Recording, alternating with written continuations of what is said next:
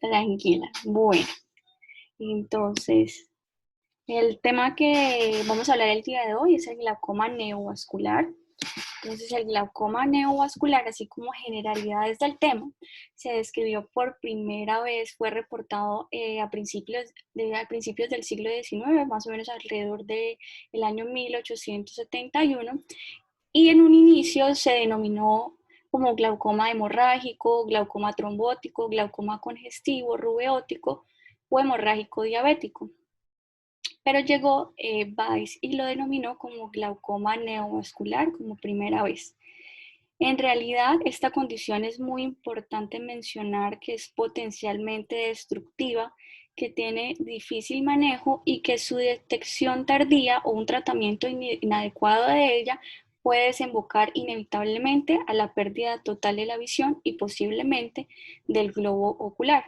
Entonces, siempre hay que sospechar su desarrollo, realizar un diagnóstico temprano y poder hacer de esta manera un manejo racional con el fin de minimizar la progresión y prevenir la pérdida visual. Eh, Se dice que aproximadamente el 36% del glaucoma neovascular ocurre después de una oclusión venosa central de la retina y un 32% por retinopatía diabética proliferativa. El 13% ocurre después de la obstrucción de la arteria carótida, que vamos a hablar más adelante de estas patologías como principales. También hay que mencionar que es más prevalente en pacientes ancianos que tienen problemas cardiovasculares importantes como hipertensión, diabetes, dislipidemia o antecedente incluso de tabaquismo. Además, existen numerosas enfermedades retinianas, como lo vamos a ver en un cuadrito resumido, y otros trastornos también oculares o extraoculares que pueden predisponer a esta condición. En este tablero vemos factores predisponentes para el glaucoma neovascular. Como lo mencionamos, las principales son las que están arriba, que el principal factor de riesgo es como tal la isquemia retiniana.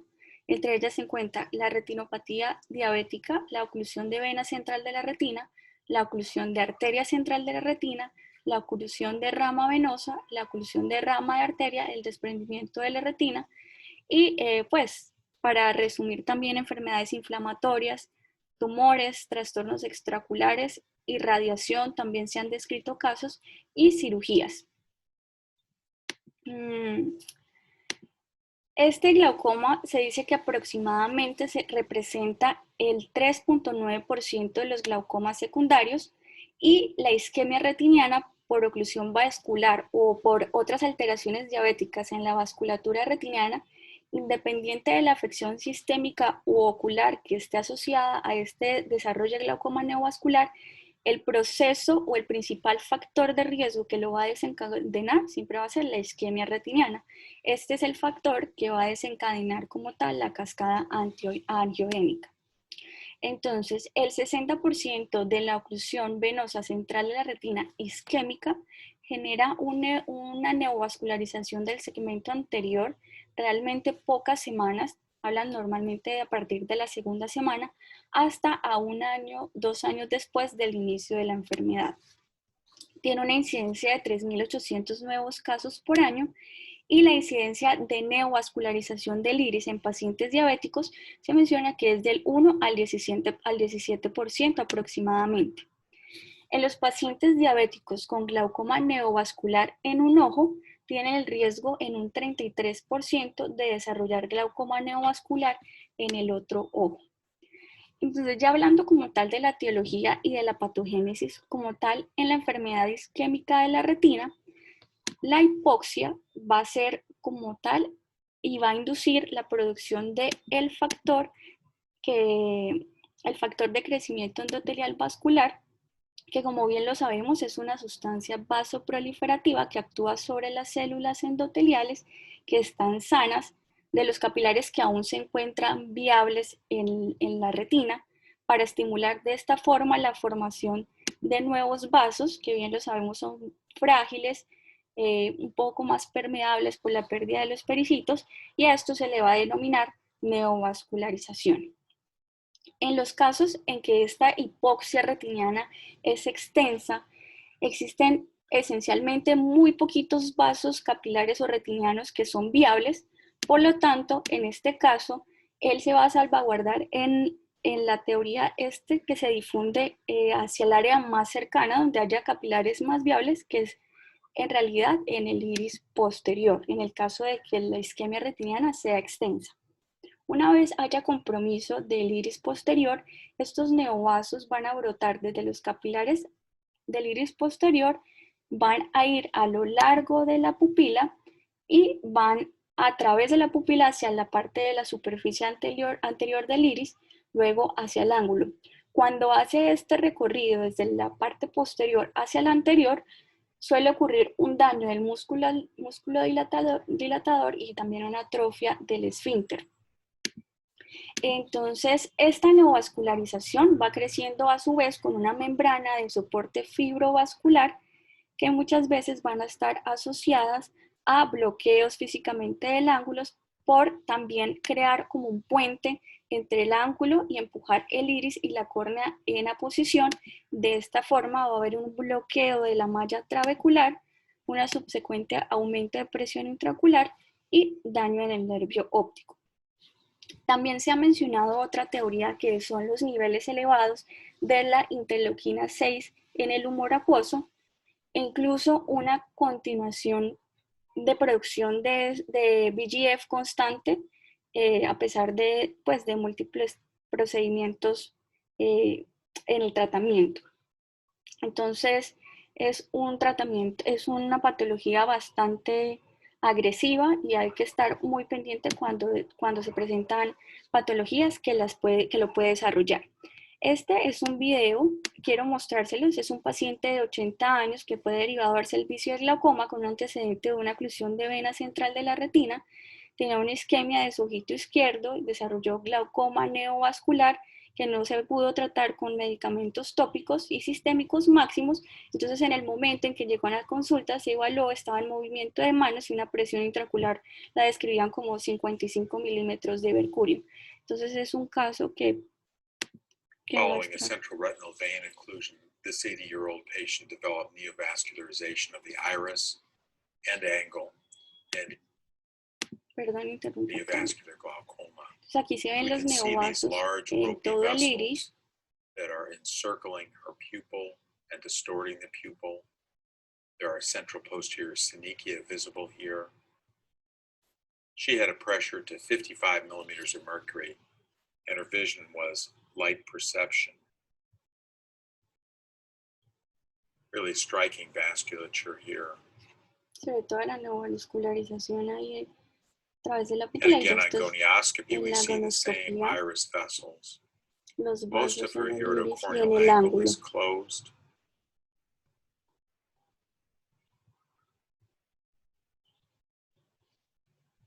Inferiorly, we can see that the angle is closed, and we can also see that there's hemorrhage from these vessels settled into the inferior angle. El ángulo cerrado, que es, pues esto es importante reconocerlo en el momento, ahorita que lo vamos a hablar más adelante de las etapas del glaucoma. Bien. Perdón, quito esto por acá. Ya hablando como tal de las patologías principales, vamos a mencionar primero la oclusión de la vena central de la retina. Este es un factor de riesgo predominante para el desarrollo de complicaciones neovasculares después de la oclusión de la vena central de la retina. Siempre hay que mirar qué alcance, ubicación y duración de la isquemia retiniana para determinar el factor de riesgo que tiene para desencadenar la neovascularización. Es muy poco común que esta neovascularización se presente cuando hay una oclusión de vena central de la retina de tipo no isquémica. Hay una incidencia de neovascularización iridiana hasta el 60% en los ojos isquémicos y hay una media de 3 a 5 meses después de que se presente en la oclusión de vena central de la retina. Un estudio que se realizó en un seguimiento en unos pacientes, un estudio grande que se realizó, se demostró que el 15% de pacientes que han presentado una oclusión de vena central de la retina no isquémica pasaron la oclusión de vena central de la retina isquémica en los primeros 4 meses. Y durante los siguientes 32 meses se encontró que de estos pacientes un 19% adicional de ojos se había convertido a la forma isquémica, teniendo un total de 34% después de 3 años. El desarrollo de no perfusión o de isquemia fue más rápido en los primeros 4 meses y progresó de una manera continua durante todo el seguimiento. Esta neovascularización del iris se desarrolló en al menos 2 horas del reloj y también se desarrolló neovascularización del ángulo en el 16% de los ojos. También se encontró que el factor de riesgo predictivo más importante de rubiosis iris era la mala agudeza visual que los pacientes presentaran. Entonces, este fue un estudio clínico prospectivo en el que se realizó una angiografía fluorescénica en pacientes que presentaron oclusión de vena central de la retina. El 20% desarrolló glaucoma neovascular y se clasificó de tipo isquémico o hiperpermeable en oclusión de vena central según el grado de no perfusión capilar que se había demostrado en la angiografía fluorescénica. El riesgo que ellos encontraron de desarrollar glaucoma neovascular fue de 60% en los ojos que presentaban una isquemia retiniana extensa, es un riesgo bastante alto, y la tendencia rápida de esta progresión de tener neovascularización iridiana temprana a ya progresar a un glaucoma neovascular hace que el reconocimiento temprano de estos pacientes que tienen alto riesgo sea esencial. Y hablando de la retinopatía diabética, mencionan que aproximadamente un tercio de los pacientes con rubeosis iris tienen retinopatía diabética y un estudio grande que es el DSST demostró que el control estricto de estos niveles de glucosa en sangre retrasó como tal la aparición de la retinopatía diabética y a su vez retrasó también la progresión a retinopatía diabética proliferativa con las consecuencias que la misma trae. La prevalencia de glaucoma neovascular en pacientes con retinopatía diabética es de un 2% y aumenta a más del 21% cuando el paciente evoluciona a retinopatía diabética proliferativa. Y la retinopatía diabética proliferativa tiene una frecuencia de rubeosis hasta el 65%. Entonces, si hay un paciente que tiene un diagnóstico de retinopatía diabética y se desarrolla un glaucoma neovascular en un ojo, el otro ojo tiene un mayor riesgo de desarrollarlo si no se realiza un tratamiento profiláctico con panfocoagulación retiniana. Y también menciona que aproximadamente el 80% de los ojos que presentaron un desprendimiento de retina desarrollaron glaucoma neovascular después de realizarse una vitrectomía vía pars plana por complicaciones como tal de la retinopatía diabética. También mencionaron el síndrome de isquemia ocular, que se produce cuando hay una obstrucción como tal crónica y grave de la arteria carótida. Este síndrome normalmente es diagnosticado erróneamente y se trata como un glaucoma primario de ángulo abierto normal, y más tarde, cuando ya se tienen las consecuencias de de neovasos en el ángulo y el iris, es que se viene a diagnosticar como un glaucoma neovascular, seguramente cuando hay un compromiso mucho mayor. Y se habla que es normalmente necesario una obstrucción ipsilateral del 90% o más para poder causar un síndrome de isquemia ocular. Los signos en el segmento anterior, entonces normalmente estos pacientes presentan rubeosis iris en un 66%, la presión intraocular normalmente típicamente es baja o normal por una perfusión del cuerpo ciliar alterada, y en los casos donde se presenta una neovascularización del iris o hay hemorragias, se realiza una ecografía de las arterias carótidas y de esta manera pues también podemos obtener el diagnóstico. En estos casos es muy importante realizar un tratamiento multidisciplinario entre... Marce, un segundo. Señor. ¿Dijiste una arteriografía carotidia? No, señor, ecografía Doppler de las arterias carótidas. No, es que te entendí arteriografía, dije yo, úpale. No, señor. Bueno, como es una patología que también debe estar pendiente del cirujano vascular, el radiólogo, después de la endarterectomía carótida, pues es muy importante hacer un seguimiento multidisciplinario para de esta manera poder frenar la progresión del síndrome isquémico ocular. En la oclusión de arteria central de la retina, la lesión por isquemia o reperfusión de la retina después de una oclusión de arteria central Normalmente se presentaron el 18% de rubeosis iridis después de los 3 meses.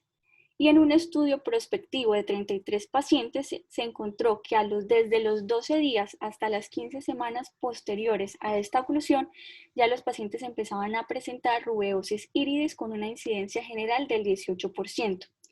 Normalmente el 15% del total de todos estos pacientes desarrollaron posteriormente un glaucoma neovascular y solo uno desarrolló neovascularización del disco sin presentar neovascularización del iris, con una incidencia que da del 3%. También es muy importante aclarar esto, porque no necesariamente o sea, hay que hacer un examen, como lo vamos a ver más adelante, completo, sin dilatar para poder evaluar bien el iris, y posteriormente hacer una gonioscopía para evaluar el ángulo, porque no necesariamente siempre tiene que haber una presencia de una rubeosis iridis.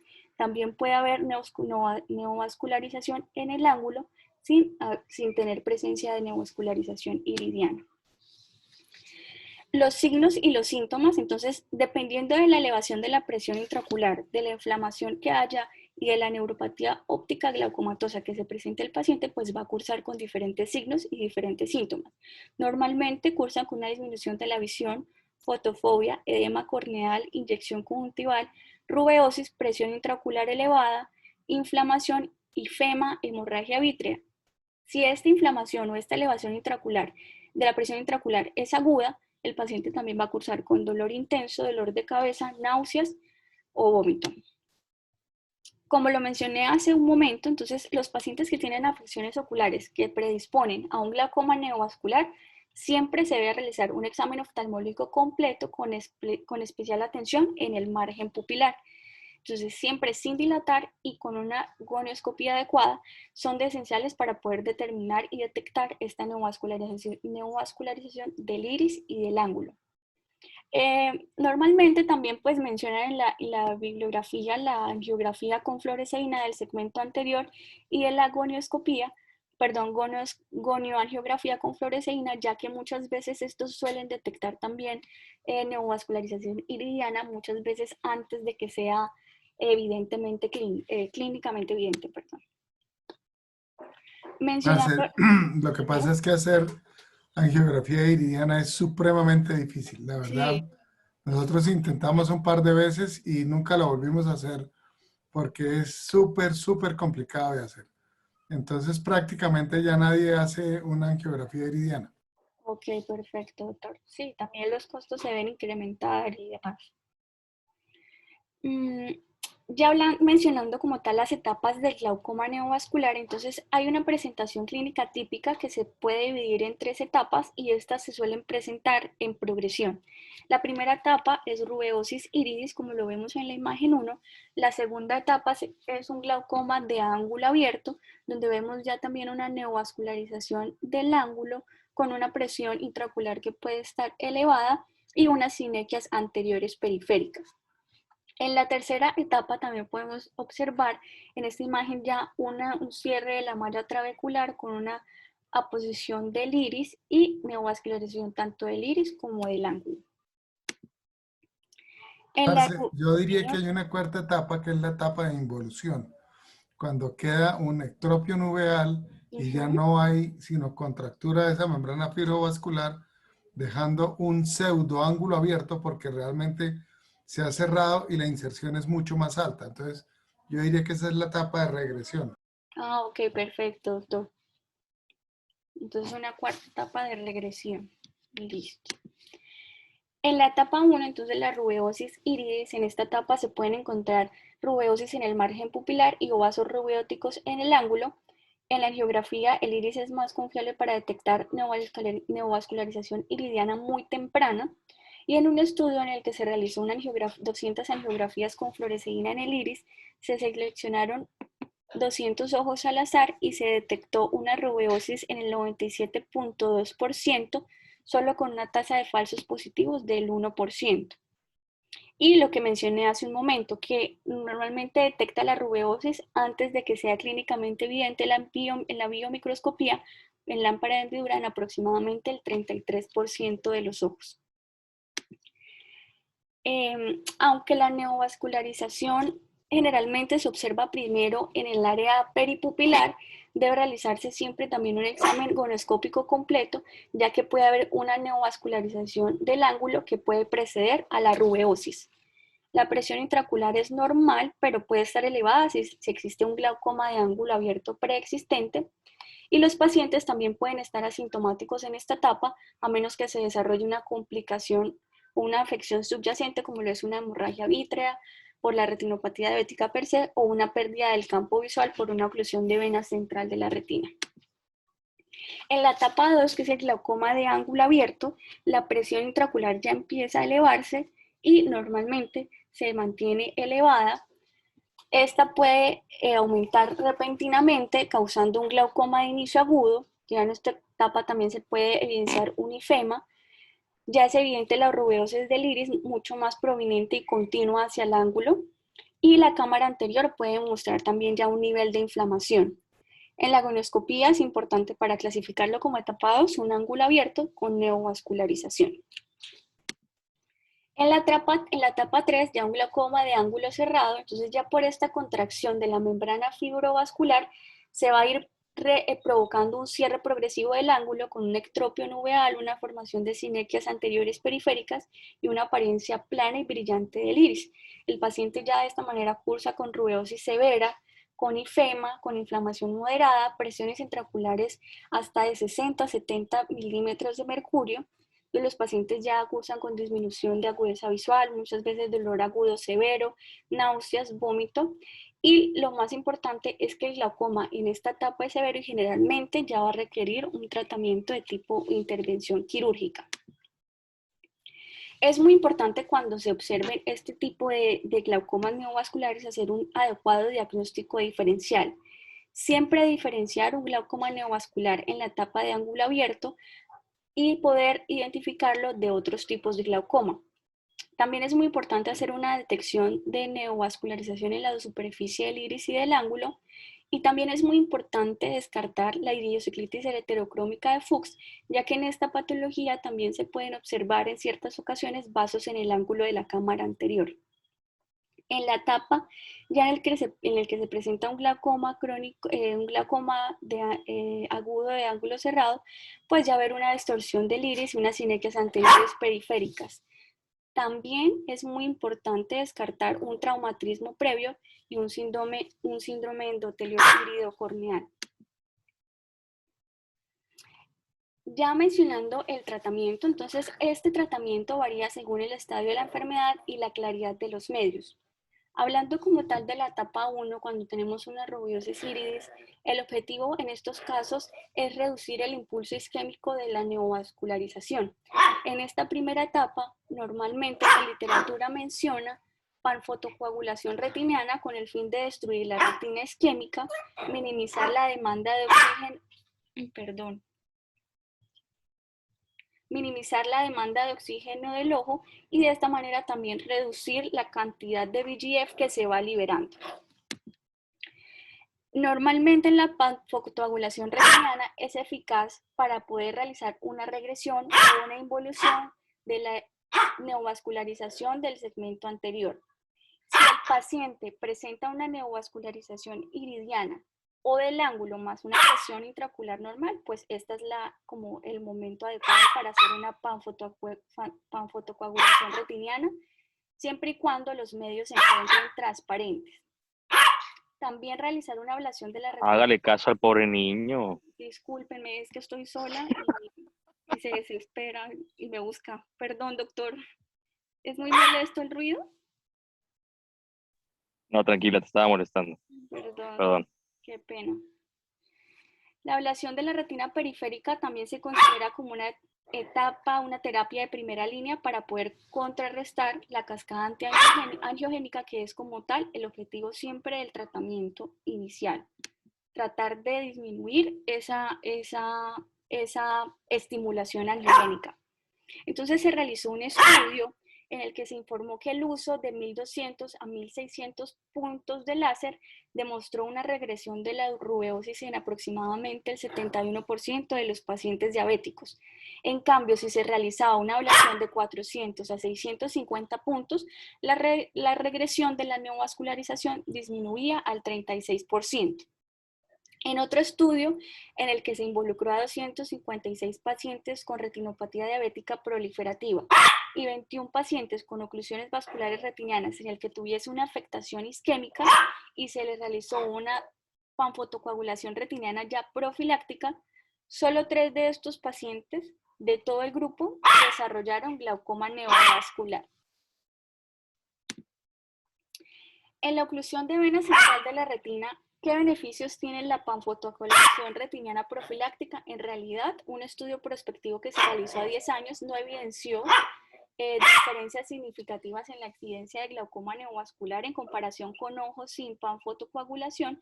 Entonces, lo que recomiendan en estos casos es hacer un seguimiento cercano con biomicroscopía y gonoscopía para poder determinar el primer signo de neovascularización iridiana o de ángulo que haya, realizar inmediatamente panfotocoagulación retiniana si los medios son claros. Si los medios no son claros, pues ya se recomienda realizar una vitrectomía pars plana más endoláser, y también mencionaba que puede combinarse con coagulación láser directa de los procesos ciliares y de esta forma se aumentaba la efectividad del objetivo, que es regresión de la neovascularización. Otro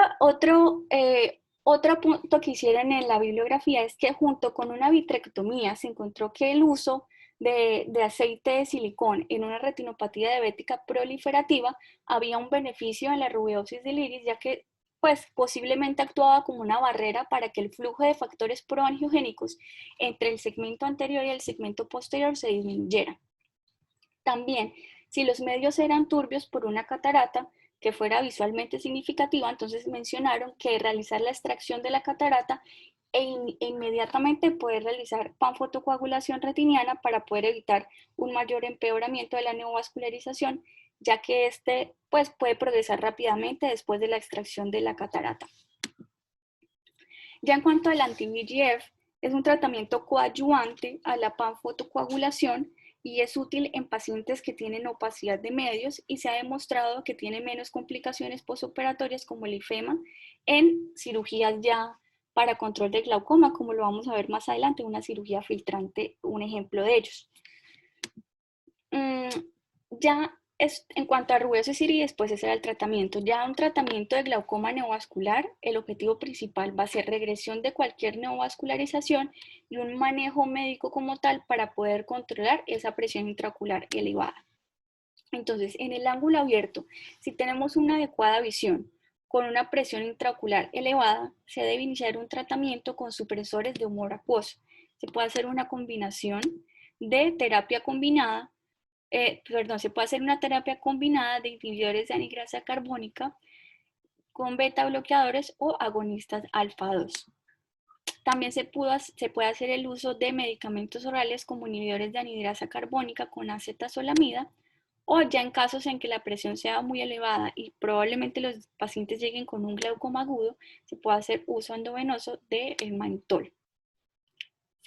No se recomienda, está contraindicado el uso de análogos de prostaglandinas, ya que en realidad no nos va a funcionar por el compromiso ya como tal de la ruta uveoescleral, y también cabe resaltar que es un medicamento que es proinflamatorio. Entonces, en un paciente que ya tenga de base una inflamación en cámara anterior, pues este medicamento lo puede exacerbar. Dependiendo de cómo esté cursando el cuadro de la presión intraocular, pues también valdría la pena agregar antiinflamatorios tipo prednisolona cada 4 horas y cicloplégicos para poder hacer un adecuado control del dolor y de la inflamación.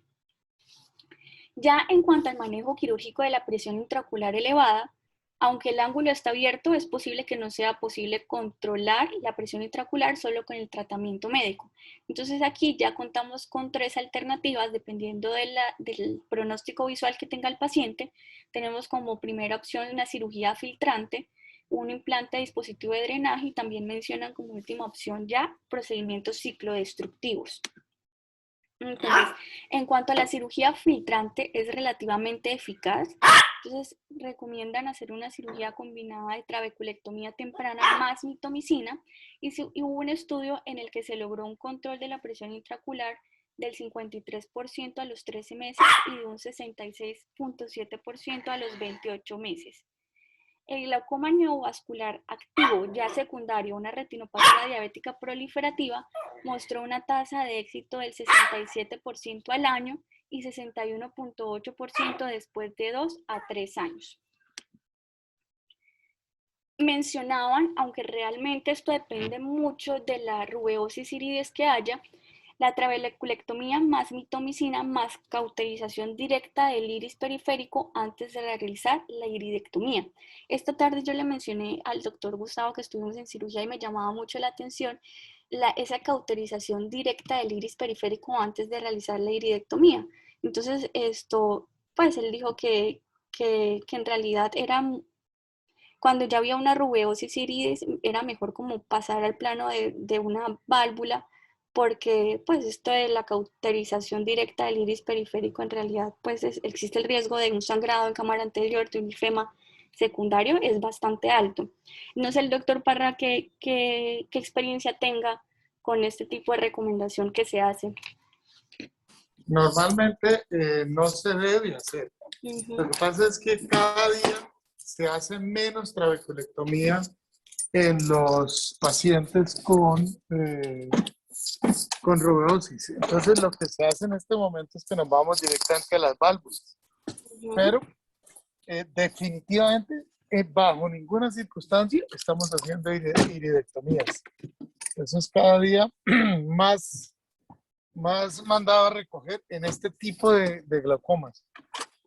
Pero curiosamente, que de verdad nos recomiendan eso. Lo que pasa es que toda la vida se deja. Ahora, si tú le haces un panfotoablación retiniana y una aplicación de anti-VEGF, probablemente puedas hacer una iridotomía. Sin embargo, pues hay que ser muy, muy cuidadosos porque finalmente tienden a resangrar. Perfecto, doctor.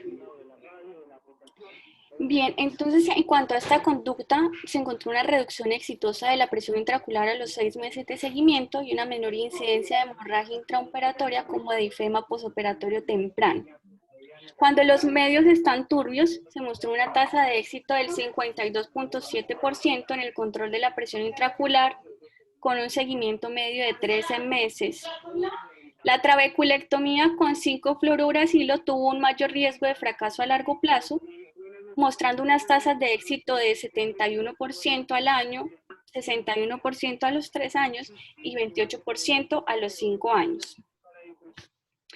La tasa de éxito aumentó cuando mencionaban que se realizaba una adecuada panfotocoagulación retiniana antes de la cirugía y cuando había un glaucoma neovascular y se realizaba una cirugía combinada de panfotocoagulación retiniana con vitrectomía parsplana más trabeculectomía con mitomicina, se redujo efectivamente la presión intraocular aproximadamente un 81.2% después de los 3 años de seguimiento y 18.5% a los 2 años en pacientes que no tenían panfotocoagulación retiniana previa. Ya en la opción de implante de dispositivo de drenaje, los dispositivos de derivación de humor acuoso tienen cierto éxito en el tratamiento del glaucoma neovascular refractario, especialmente en pacientes en las que las situaciones de cirugía filtrado convencional ya ha fracasado. Entonces se hizo un estudio en el que se comparó la efectividad de válvula de Ahmed, válvula de Barbelt y la de Molteno, si no estoy mal, y en realidad se llegó a la conclusión de que no había una mayor eficacia entre una de otra. Los dispositivos en general funcionan muy bien. Ya específicamente traje como tal los datos del éxito que tiene la válvula de Ahmed, que es la que nosotros realmente trabajamos, y es una efectividad de 63.2% al año, 56.2% a los 2 años, 43.2% a los 3 años, 37.8% a los 4 años y 25.2% a los 5 años, con unas mejores tasas de éxito si se realizaba implante de válvula más vitrectomía posterior. y se llegó a la conclusión de que pues, el no desarrollo de percepción de luz se llegaba hasta un 31%. Ya en cuanto a los tratamientos ciclodestructivos, la ciclodestrucción para poder reducir la producción de humor acuoso se puede lograr con fotocoagulación o con crioterapia, o en un estudio que se realizó te demostraron resultados a largo plazo de la ciclofotocoagulación.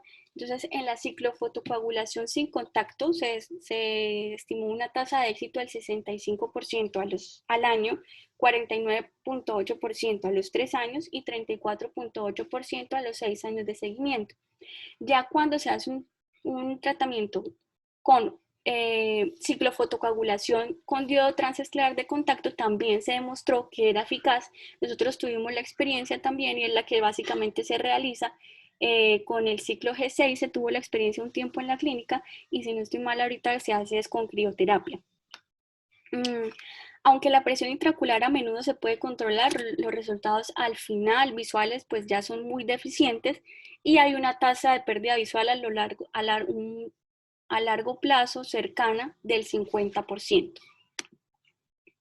Ya un tratamiento como tal de las etapas tardías del glaucoma neovascular, entonces cuando el paciente ya tiene un pobre pronóstico visual, la terapia médica con el fin de controlar la presión, pero ya más como para evitar síntomas secundarios como dolor, inflamación, adicional a unos cicloplégicos y los esteroides, pues es la conducta adecuada.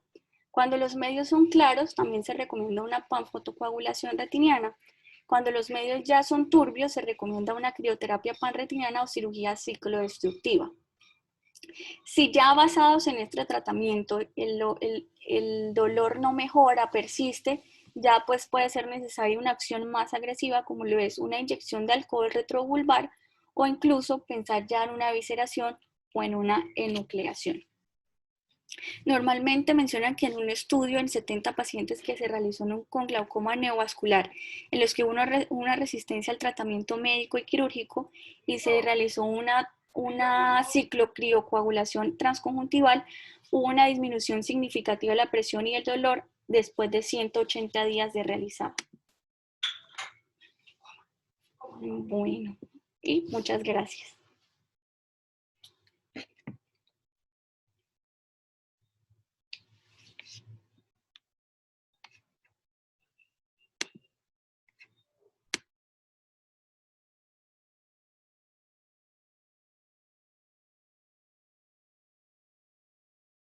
Hola, ¿me escuchan? Chévere, Hola, Marce. Muy bueno. Doctor Parra salió. Creo que se desconectó. Sí, no lo escucho por ahí. Y al parecer sí, ya no aparece.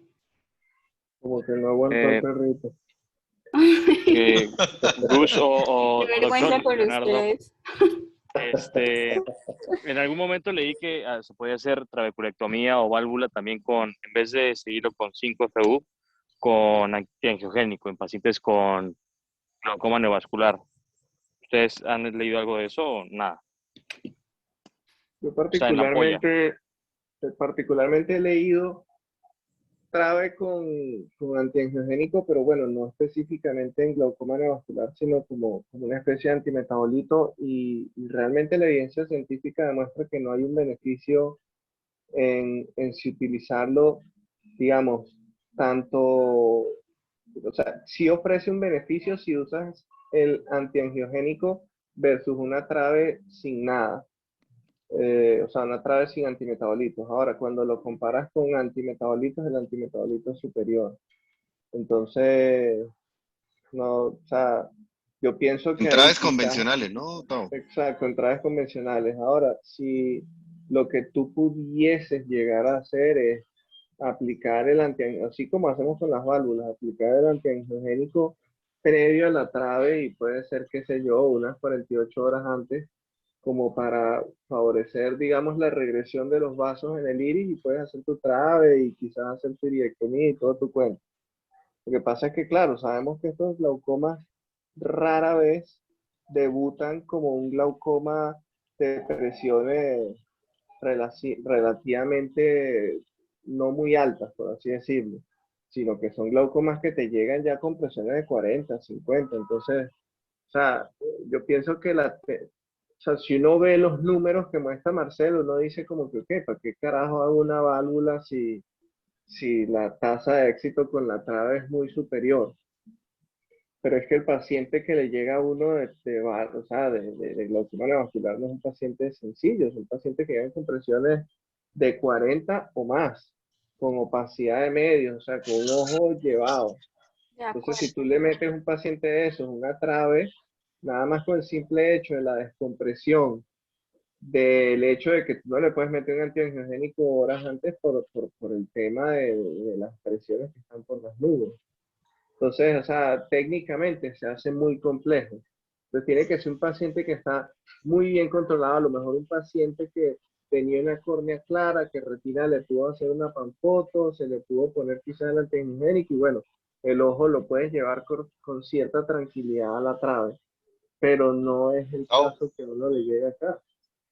Tavo, ¿cuántas traves has hecho en pacientes con glaucoma neovascular? No, yo en mi vida me metí en eso, estoy loco. Es que realmente lo que Tavo nos dice es muy cierto. La mayoría de pacientes son pacientes que exigen otro tipo de alternativa porque lo que hay que hacer es inmediato, ya sea por dolor, por el aumento de presión en el que lleva, por el edema que están presentando. Realmente son pacientes que terminamos primero manejándolos, y esto es claro y siempre lo hemos hablado en conjunto con retina, porque como muy bien lo expuso Marcela, las causas iniciales de esto son los problemas de retina. Yo nunca me canso de decir cada vez que hablamos de glaucoma neovascular, que generalmente termina llevándolo el nombre de glaucoma neovascular a que lo manejemos solo en glaucoma y su causa inicial es retina. Y si no se le hace el manejo al problema de retina, lo del glaucoma precisamente es algo secundario. Eso tiene que ser alterno con retina. Y son pacientes que inicialmente hay que ponerle su antiangiogénico, hay que hacerle su fotocoagulación. Y generalmente son pacientes que termina uno en válvula porque no puede esperar el tiempo a que el ojo se tranquilice, a que la córnea se ponga más transparente, a que se disminuya la neovascularización para poder entrar a hacer una trave. Yo realmente no he, que me acuerde ahorita, no he realizado trabeculectomía en pacientes con glaucoma neovasculares, sobre todo en esos glaucomas neovasculares tan de inicio, pues que llegan en esas condiciones que nos decía Tao. Sí, exacto. O sea, tiene que ser un paciente que, o sea, no es el paciente el común. Puede que se dé, digamos, si a lo mejor llega un paciente que tiene la presión en 23, 25, con un ángulo cerrado, pero que está controlado la parte neovascular, quizás sí, uno pudiera arriesgarse, digamos, con el tema de la trave, no pasa nada, porque se comportaría como un glaucoma por cierre angular primario, por así decirlo. O sea, simplemente que o sea, ya está cinequeado y ya, y no hay rubiosis, no hay ese componente como tal.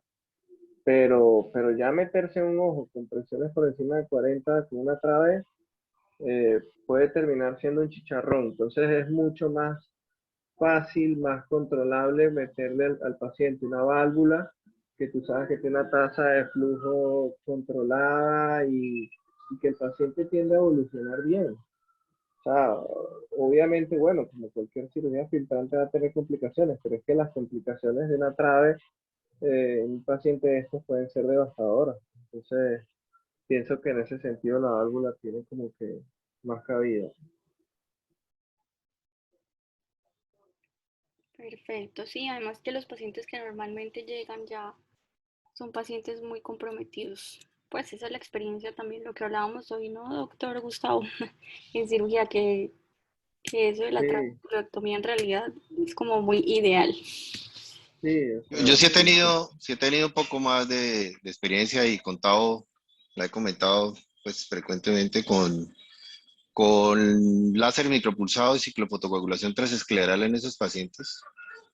Y realmente lo que yo he tenido en respuesta en esos pacientes en control de presión y en facilidades de manejo ha sido mucho mejor que meterme en esos pacientes a poner una válvula. He tenido que poner porque hay pacientes a los que definitivamente no ha habido otra alternativa, pero una buena parte de esos pacientes que antes solo tenía la alternativa de hacerles un implante valvular, estos pacientes muy comprometidos que no tienen un pronóstico visual tan importante, yo les estoy haciendo láser de micropulsado y ciclofotocoagulación transescleral en un procedimiento que se llama MP3 Plus y me ha ido muy bien en control de presión, con control de dolor, control de presión, y le da opción a Retina a que siga trabajando en su panfoto, en su aplicación de antiandrogénicos y todas las cosas que yo manejo.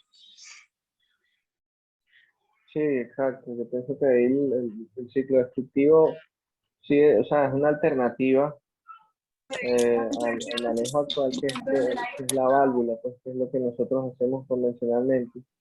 Yo particularmente, bueno, no tengo, o sea, tengo una experiencia muy corta de micropulsado con glaucomas neovasculares. Lo que tengo, los poquitos que hicimos no respondieron muy bien. Realmente dentro del puro micropulsado, porque ya lo que habla Leonardo es como una técnica un poquito más, como más fuerte, por así decirlo. El puro micropulsado, los pacientes, lo que está documentado en literatura es que eh, no van como tan bien con neovascular. Entonces ya esa técnica en donde Leonardo mezcla micropulsado con ondas continuas de diodo, puede que haya un poquito mejor. Y ya si el paciente tiene un ojo ciego doloroso, quizás hasta en NPL la opción ciclodestructiva sea mucho mejor. En un mundo ideal, el ciclo destructivo, digamos, de onda continua, normal, transescleral, sería lo idóneo. Nosotros acá tenemos ciclocrío, que es algo como un poquito más impredecible, pero sigue también siendo una herramienta muy válida, pues. Qué pena que yo me les volé, pero ya estoy por aquí, no, es que tuve que salir y ya está. Mientras me reconecté. Una cosa, la gente que está haciendo micropulsado y todos estos, cada vez está aumentando más los tiempos porque en realidad no ha funcionado. Entonces tuvieron que subir mucho los tiempos. No sé, ahorita llegó una nueva sonda y está, Doc, que le está yendo la voz. Creo que sí sin está. embargo, la opción Doc, de población, se le está yendo la ¿me voz. oye mejor? Que ahora Ahí sí me vemos oye muy mejor. recortado. Sí, Espérenme un segundo, ahora sí me oyen mejor. Sí, doctor. sí, ahí mejor, mejor. Ok, estoy a 3 metros del Wi-Fi. Bueno, Ajá. entonces la idea, no sé si oyeron el cuento de que últimamente toda la gente que está haciendo micropulsado cambió los tiempos y aumentó muchísimo los tiempos porque lo que decía Gustavo es cierto.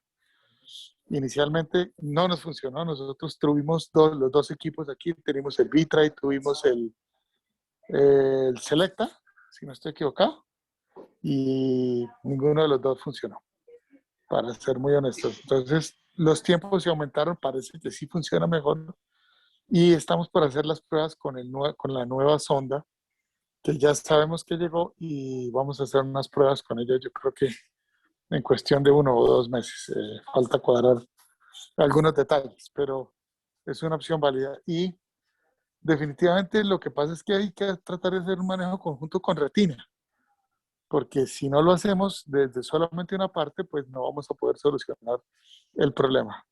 Muchas veces lo ideal es hacer, siquiera 1 o 2 semanas antes, la aplicación intracameral de VGF.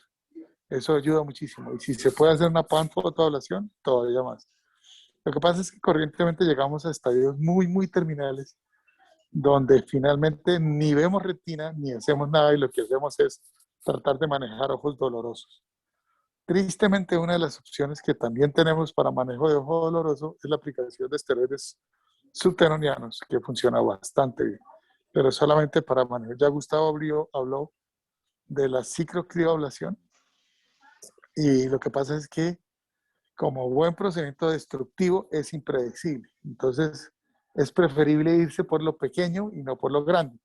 En el servicio nunca ponemos más de 4 puntos para tener el cuidado de si necesitamos, podemos hacer retratamientos.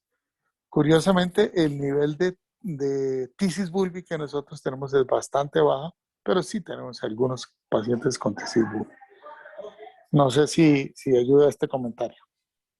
Yo quería hacer un comentario en eso porque realmente lo que usted dice es cierto. En estos pacientes no sirve el micropulsado solo. O sea, el micropulsado solo, inclusive inicialmente se estaban usando más o menos 120 segundos, se está usando ya 160, 180.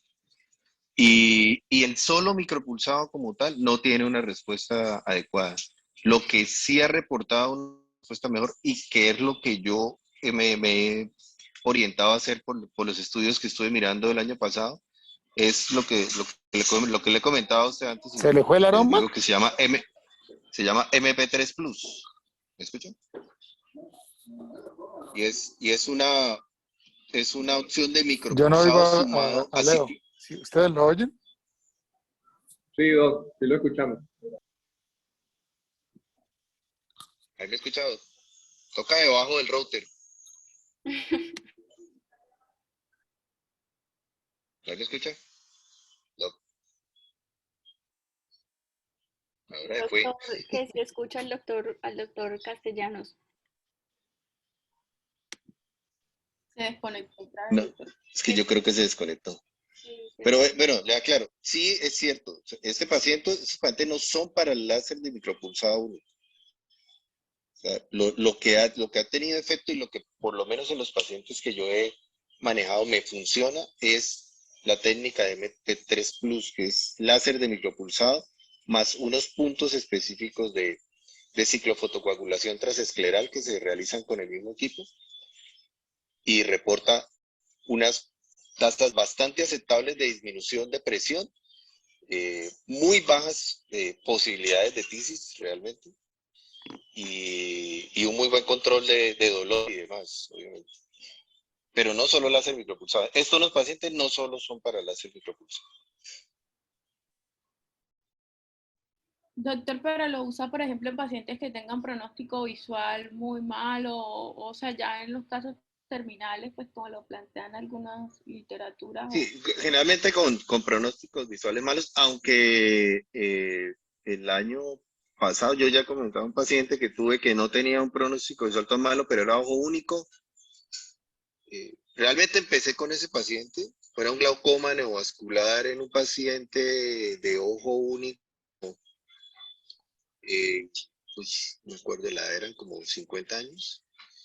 Estábamos en plena pandemia, en plena cuarentena, perdón, y por la institución en la que yo trabajo, mientras pedía la válvula y me llegaba, llevaba 15 días, el paciente con dolor, llegando todos los días, estaba manejando presiones de 52, 48, 52. Se le había puesto ya antiangiovénico y no había mejorado. Y inició con visión de 20, que él tenía visión de 20-150 y estaba ya en cuentadedos con ese nivel de presión. Yo lo pasé y le hice porque ya por desespero por el paciente, porque pues no podía dejarle de hacer nada, sin hacerle nada. Lo pasé, le hice M3 Plus y eso fue les digo, eso fue como en mayo del año pasado. Desde ese momento, el paciente ha estado con presiones más o menos entre 14 y 18, con manejo médico, ¿no? Yo estoy hablando de control de presión sumado a manejo médico. Él está con su triple combinación, el ojo se tranquilizó, retina pudo entrar, hacer luego panfoto y se ha mantenido. La última vez que lo vi fue hace como 3 meses, creo, y estaba en presión de 18. Y retina incluso lo estaba preparando para hacerle una nueva panfoto. Pero bueno, por ejemplo, ese es un caso puntual en que el paciente no es que tuviera una visión muy mala, pero no tenía, yo en ese momento no tenía una opción diferente. Lo ideal en el proceso, y eso incluso lo presenté en una de las sesiones que hacíamos de Glaucoma Colombia en ese momento, y pues no había otra opción. Y yo por la entidad con la que estaba no tenía una opción de conseguirme una válvula para colocársela inmediatamente. Entonces es un paciente que me ha funcionado bien sin tener una visión tan terrible, pero no es un pronóstico visual de hablar de visiones de 2080 o 2050 o algo por el estilo. Igual esto, digamos, son como cosas nuevas todavía que están en estudio y uno no sabe bien, digamos, trabajos de seguimientos a largo plazo, todo eso con esta tecnología de enlace de micropulso, esa combinación micropulsado con onda continua. Entonces, nada, digamos que eso puede llegar a cambiar como que el abordaje de estos pacientes. Sí, seguro. Obviamente hay que hacer las cosas a conciencia basados en literatura y lo que vaya uno observando y viendo, también en la respuesta que uno mismo va teniendo en los pacientes, va mirando qué pacientes son más idóneos para realizar este tipo de procedimientos. Pero ya te digo, retornando al tema de glaucoma neovascular, en los pacientes que yo he tenido que usar MP3 Plus, me ha ido bastante bien, hasta ahora, ¿no? Hasta ahora. Yo lo que digo es que hay que tratar de hacer lo menos agresivo para tratar de tener la mejor acción posible. Y en estos pobres ojos a veces terminan haciendo de todo y nada funciona. Sí, de acuerdo. Otra pregunta, pues yo estaba leyendo de lo del anti-VEGF y eso, y ellos mencionan siempre como colocarlo y esperar una semana. Lo digo porque en la institución pues hemos visto que lo colocamos y a los 2 o 3 días pues colocamos la válvula y nos ha ido bien. Pues ustedes, la recomendación es una semana esperar o... El problema es que te autoricen 2 entradas a cirugía. Entonces, si estás en la EPS, probablemente no te autoricen ninguna de las 2 entradas, te autorizan una sola entrada. Entonces, muchas veces incluso tenemos que hacer anti-VEGF y válvula al tiempo. Profe, y aparte Oiga, importante mencionar que y cuando la se otra pone ahí, anti-VEGF y tiene membranas fibrovasculares y todo eso, no se puede dejar pasar más de 48, 72 horas porque la exactamente. retracción de las fibras, las membranas fibrovasculares hacen retracción y provocan desprendimientos de retina. Sí, Sí, son No, es que, 48, es que 72 horas más o menos. el criterio del anti-VEGF es distinta a la recomendación para la vitrectomía que lo es para la válvula. Entonces, un punto como de equilibrio serían 48 horas. Porque si te esperas a la semana, puede pasar lo que dice Fer. Entonces, lo idóneo es 48 horas, está más que bien. O sea, si es un mundo Una perfecto, semana por me así parece decirlo. mucho tiempo, ¿no? También, para la bio no, y el no, no, no, no. diario. No, lo que está recomendando Catherine, y sí es lo que está escrito en todos los libros, y es que cuando usted no tiene membranas fibrovasculares, Ah, ok. puede poner el Sí. anti-VEGF y hacerlo. Pero ya incluso en el servicio no te están haciendo esperar. Si tú tienes membranas fibrovasculares, entran en la vitrectomía e incluso lo ponen allí mismo y hacen la pan fotoablación y el anti-VEGF todo el tiempo, porque se sabe que el desprendimiento de retina es casi sine qua non.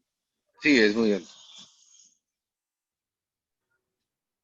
Sí, exacto, yo hablaba era de un paciente pues no, sin membrana. Pues que siempre recomiendan esperar una semana.